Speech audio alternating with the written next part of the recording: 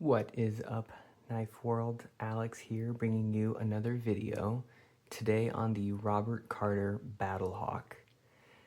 For those of you who don't know, I did have a Fischer Bros Fury, probably back in the 2017-ish time frame. It was full dress Mokutai. I think it had a Sanmai blade, or full dress blade at the very least. And I ended up moving that piece, and I kind of always regretted it. And so for those of you who aren't actively buying currently, as of today, I would say in the knife world, it is a buyer's market because the market is pretty slow, at least on the secondary. Even as far as makers go, I feel like I can get on more makers books now than I could have, 5-6 years ago.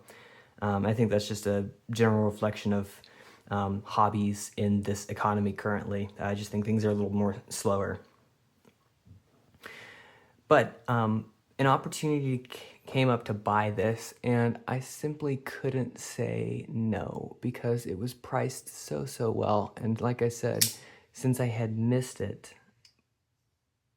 owning a Fury, the opportunity came up to get this one, and I was pretty excited for it. It's not the same thing. So this is, like I said, this is a Robert Carter, and you can tell the quick and easy way is by the pivot. So I'll try and put up a photo of the Fischer pivot, but it's kind of a pointed star pivot. I think it's a 10-point, and it's pretty iconic. Most knives that have that you'll recognize as one of the Fischer's work.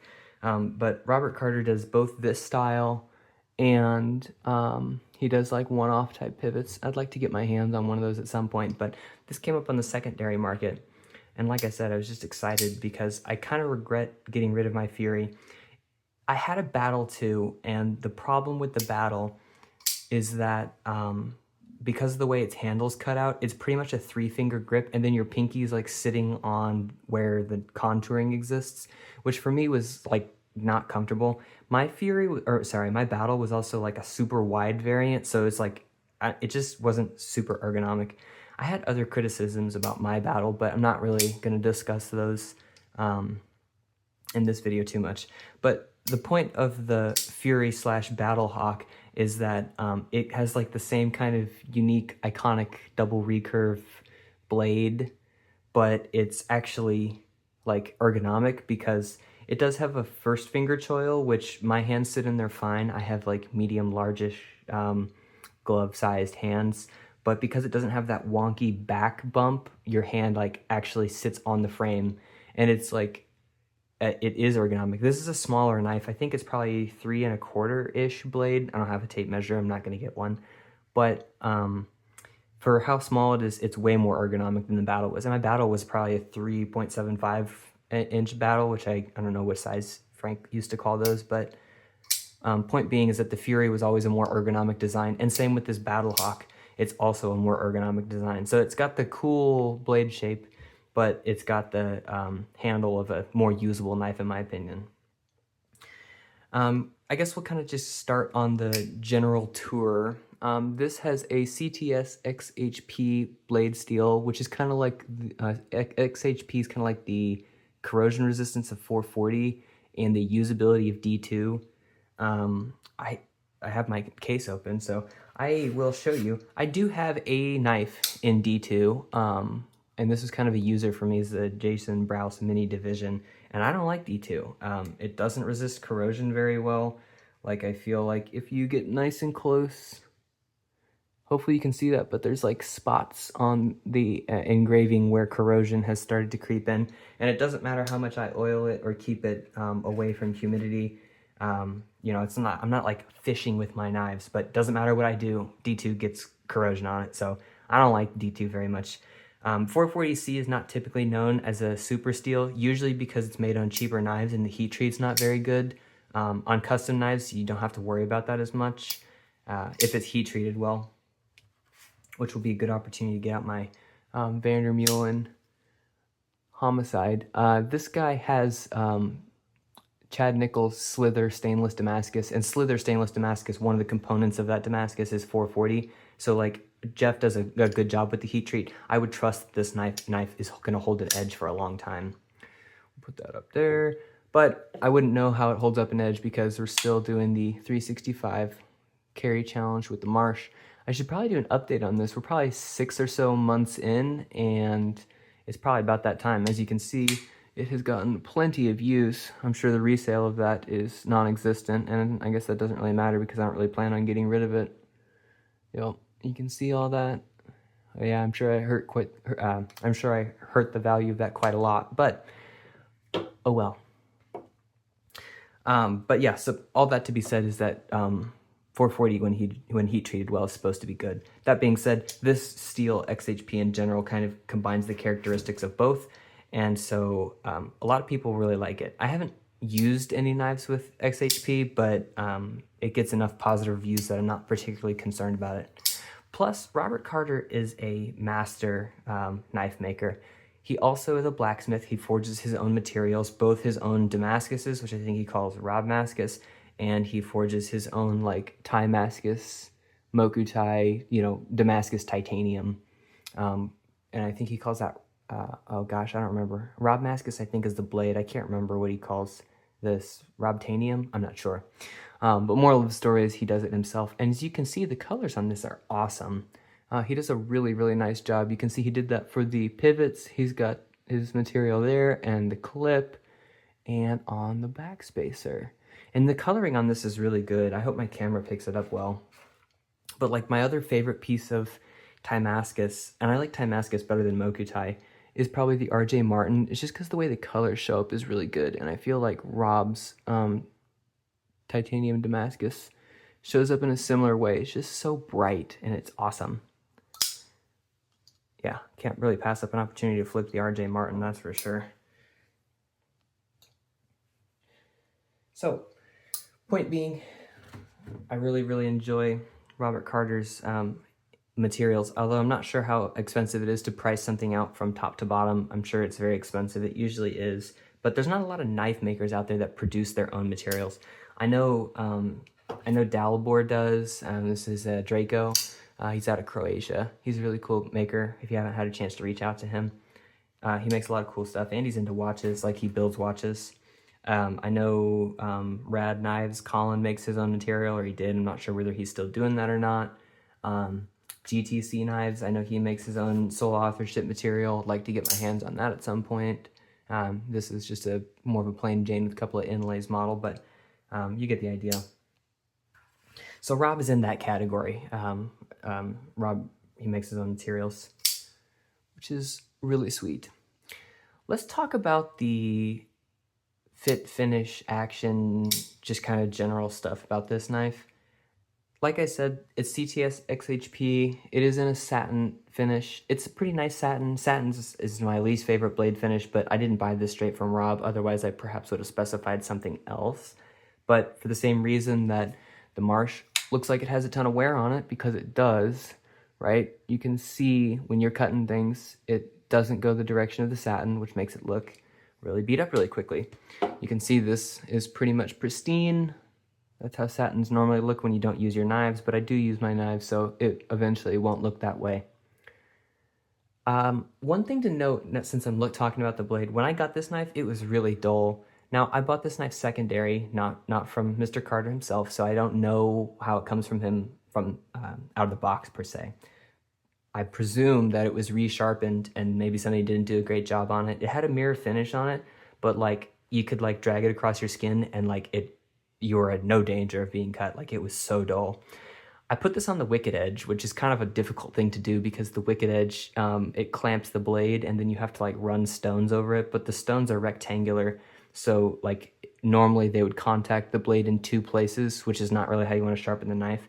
So I was like holding the stones at an angle to only get one corner. And then you basically have to sharpen each edge individually. So it's like sharpening 4 sides versus like on a normal knife that doesn't have recurves. It's usually just 1, 2. But on the BattleHawk, it's 1, 2, 3, 4. So sharpening this guy was a doozy. But when I got it there, it was now it's nice and sharp. Gets the job done now. You can see he's kind of got just standard titanium frames with speed holes and chamfers. You can also see a little tiny bit of the backspacer peeking through on one of the speed holes. It's kind of a stone wash finish, which is great. Hides wear awesome. Totally dig this look. You can kind of see it's like, it reminds me a lot of my Walter Randolph Wyvern, which also has kind of a just plain Jane titanium scales and a little pop of accents. It's actually really similar to this. Maybe I'll get a cool photo outside in the light or something. But nonetheless, I'm a big fan of that finish, both for its practicality and for its just, it just looks nice. I mean, it's a nice, clean, simple look. I like that. You can see the lockup on this is perfect. It's awesome. It's very easy to disengage, which is great. The other thing is that his actions are fantastic. The biggest things that drive me nuts in owning custom knives is when the actions are not so great and when the knives are dull. So again, you know, like I had mentioned, I don't know, I assume this was sharpened by somebody else, and that's why it didn't, or stropped by somebody else, and that's why it wasn't a great edge out of box for me. I assume that's not the case for knives straight from him. But the action is phenomenal. There's like no lock rock. The detent is perfect. The flipper tab is pretty different from the Fury that I had. I'll put photos up next to each other, or I'll just put a Fury photo on top of it. But the Fury tab was different. This one's like rounded back. The Fury tab was definitely not that way. The action on this one's pretty good, and the detent is tuned really well, so it doesn't bother me that the flipper tab is different. I may have liked the geometry of the other tab better, but this one's pretty usable. Like after I got used to it from memory, because I don't have a Fury anymore, it's very compliant. It's got just enough grip on there. The detent's tuned perfectly. No complaints. And this is one of the better actions that I've held. Like it's like, it doesn't quite give me like Q36 like double click snappiness, or like my Todd Fischer Senior Archangel, where it's got that like double click, but it is extremely satisfying. It's got a great acoustics to it. Like the sound is really nice. I'm very happy with it, and I'm super picky about action. So if I'm happy with it, you would be happy with it too. I'm gonna put these away. So yep, continuing around, like I said, it's got the hand-forged materials, backspacer. One thing I like about Rob's, the way he did his design, is that he includes the screw heads on both sides. So he's got like 2 sets of screws that go into the backspacer, I guess, right, 1, 2, 3, 3 sets of screws that go into the backspacer on both sides. And it gives it a symmetrical look, which I like that symmetrical look a lot. Like, I do like my Wyvern, but I'm a little critical of the, like, just going straight through the titanium frames. That's not, to me, like, this look is maybe a little more my style than this look. Just as functional, but different in that regard. The other thing you can look at, since I got both of these up, they both do kind of the modern gill cutouts versus, like, the old school kind of normal hand cutout mill pocket. They both work fine. I think a lot of people prefer the look of this. I don't know that I care all that much, but something to know, he's got that going on for him. I think this is more of an old school way of doing it, because the Marsh Rockstar, I don't know why I wouldn't open that since I got it out. It's got such an incredible sound to it. Never gets old. So yeah, that is kind of what's going on with this. I think I've covered most of the important things. You can see he does have like an inlay in the center of that pivot. And I guess, I don't know, he probably has a custom tool for that. It almost looks like you do it with like a Spanto bit or something, but I wouldn't bother trying. Again, it's tuned to perfection, so why would you? But colors are great. It looks awesome. It's a great pivot. I'm like really over the moon with it. On the top of the blade, I guess when I'm just looking around, you can see a bit of color there. And that is, I guess, from the heat treat. He didn't refinish the top of it. You don't see it, obviously, but it's kind of a cool little, I don't know, Easter egg might be a little strong. Kind of reminds me of the Fischer Archangel, like in the grooves. You can ever so slightly see a little bit of color. Kind of the same thing there. So yeah, all that to be said, I picked this up for a steal. This is my first Rob Carter. I don't know if I've held any either, but I am definitely interested in getting more in the future because the execution on this knife is really awesome. The design is great, like the way Rob did it. Execution is done well. Speed holes look nice. Functionality is there. I mean, gosh, I don't really know what more you'd ask from a custom knife. And he'll, like I said, he'll do like sole authorship materials. So you can take your design to the moon if you're ready to spend that much money. So,